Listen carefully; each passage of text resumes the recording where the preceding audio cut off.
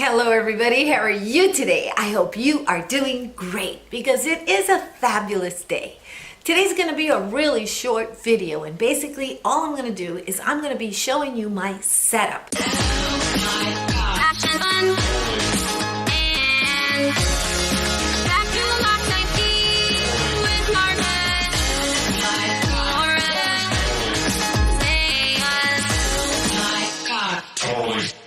I'm going to be showing you how I set up my area to do videos nice and quick. And then later in another video, I'm going to go ahead and show you a little more detail with regards to the camera that I'm using now and the camera I used to use before. Both great cameras. Everything that I'm going to talk to you about is going to be in the description area in case you're interested. Let's first talk about the lighting. Boy, the lighting really gave me a hard time. If you watch some of my older videos, you can see that lighting was really an issue. Once you get lighting down to the right lights that you need, then you can actually save on a camera, which is much more expensive. So if you go first and buy your lighting, if that doesn't work, then you might need a better camera. But more likely than not, your lighting is going to solve a lot of your quality filming issues. So let's start with the lighting. The first bits of lighting that I got were these umbrella type lights.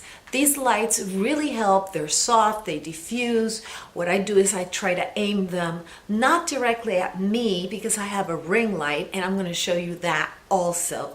But I aim them a little bit towards the top, and there's one on either side of me. Now I'm going to talk to you about the ring light.